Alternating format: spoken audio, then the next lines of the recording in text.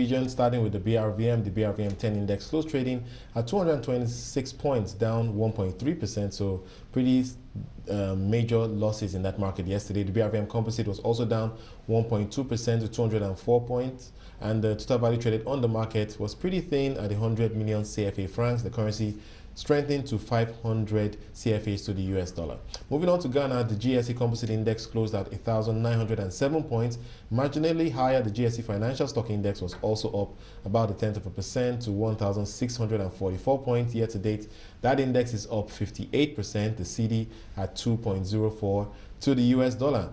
And in Nigeria, equities extended recent gains to a sixth day yesterday. The NSE All Share Index rose 0.44% to 37,720 points. However, the bond yields now, with bond yields now between 400 and 550 basis points above the June inflation number, which fell to 8.4%, is there still a strong case for long-term investors to buy stocks? And right now we have Kaide Akindele, partner at 46 Parallels, to give us his thoughts on this and, of course, the broader market. Thanks so much, Kaide, for joining us. And maybe we should start with that question, your thoughts on the likely impact of where we're seeing inflation now and, of course, where we're seeing bond yields at. We know that a lot of pension funds are invested in equities and they're long-term oriented. If they're getting pretty decent long-term yields that are above inflation, do you think the incentive, given where the market is priced right now, do you think there's still an incentive for them to go into equities? I think so. I mean, pension funds by their nature should be long-term thinking. Yeah. And any pension fund that looks at where the market is now and looks 5 to 10 years in the future, do they expect the market to grow? They should expect the market to grow. Right. Above inflation? Probably. So right. They should be heading to the market now. But what do they pick in this market, given where prices are? Like a lot of people saying the consumer stocks are pricey, Nigerian breweries, Unilever. Many people suggest that it's difficult to make the case to put new money into those stocks. How do they invest in this market, in your view? I agree with you. I think that there are one or two stocks, if you look at the insurance sector, that is under exposed at the moment, yeah. And some of the other little less well-known sectors, they should look into those rather than the financial sector, which everyone is pouring into, and the consumer sector. But also the emphasis should be on the NSE to encourage more, and the government to encourage more IPOs. Because right now we haven't seen any IPOs in the market. We've seen lots of rights issues, but there's been no new issues to keep momentum in the market. And I think a lot of people are still hoping we see that. But are you suggesting that you're not bullish on the banks? Because people suggest that is where we should be putting the new money in this equity market right now. I think the banks in the short term are going to provide decent returns for investors. But in medium to long term, until we get a proper consumer finance economy going with a credit bureau, with more mortgages and other consumer finance, I don't see where banks are going to make those profits from. Because at the moment, a lot of them are making money from bond yields. Yeah. Now, as bond yields fall, and you start looking at, the banks are quite liquid at the moment, where they're going to put those funds in. Now, CBN is trying to encourage them to do more into the agriculture and more into other areas. But until the banks, number one, upscale their credit sector, so they can actually do proper credits to the proper real sectors of the economy and start looking at other areas to invest in. I can't see in the medium to long term where the banks are going to make their profits. What's your outlook for yields on the fixed income side? Because clearly that is something that will impact the banks, the yields that they're making on treasuries.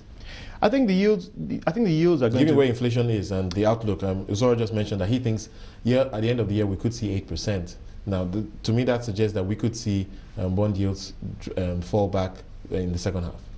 Yes, I think inflation will continue to drop to approach the end of the year, but we must remember we're approaching the election season. 2014 is going to have a lot of inflationary pressure because normally happens the year before election. There's a lot more money in the system, and that's going to increase inflationary pressure. So you can see bond yields going up as well. Right. As well as the approaching election, especially what is probably going to be a very contestable election. Right. You see risks beginning to increase. So investors are pricing more risk into Nigeria, especially with elections coming, and so you can see bond yields rise as well. So I think for up until the end of the year, yes, it's going to be benign. But I think as we approach 2014 and start getting to 2014, I think they'll start going back up. If we take the conversation to the macro side, and I want to get your thoughts about what worries you in that space. There's been a lot of talk about the budget, and we're seeing pressure on the budget given where oil production is in Nigeria right now. What's your thoughts on that whole issue? Well, the issue needs to be cleared up. We have a situation where a budget has been passed for 2013. There have been what they call an amendment to the budget. Two times have been sent. Right. They've been rejected. We had reports that the budget needs to be amended, that certain revenue profiles need to improve, that the National Assembly cut, and you have a back and forth between the Executive and National Assembly. That needs to be sorted out. And you're seeing knock-on effects with few marketers saying they're not going to import anymore because they haven't been paid. Right. You have rumors that the Minister of Finance said that the revenue profile is going to be under pressure to pay salaries in the second half of the year. And so it leaves uncertainty in the market. So I think you need to sort out the budget issue. You have to look at revenue profile. Because then if you look at the revenue profile for the first half of the year, non-oil revenue is far below budget. Right. FRS and customs revenues are not up to scratch. And when you look at FRS, have not had a substantive head for over a year now. Right. You can't be asked questions. You need to start appointing people, substantive heads, so they can start driving these agencies forward and increase their non-oil revenue. But I guess the good news from the Accountant General is that June revenues were higher. The number that he put out was suggested they were higher but they increased about 46% because we've seen some repairs to some of the oil pipelines. So that's some positive news. Is that something that gets you a little more comfortable with the situation? It's positive, but it's still below what in the budget they were going to get. So it's still below budget in terms of revenue. But it's positive that it's increasing. But in the end of the day, you need to hit those budget targets to meet your budget. We're going to have a larger deficit than we thought. Right. You mentioned the fuel the importers, and of course we have petroleum marketing stocks in the market. And you did mention also that we're going into an pre-election year next year, and the whole issue of cutting the fuel subsidies. Probably, where do you see that in the whole conversation going into next year? Do you think this is something that, if we're going to make any changes at all, we'll have to wait till 2015?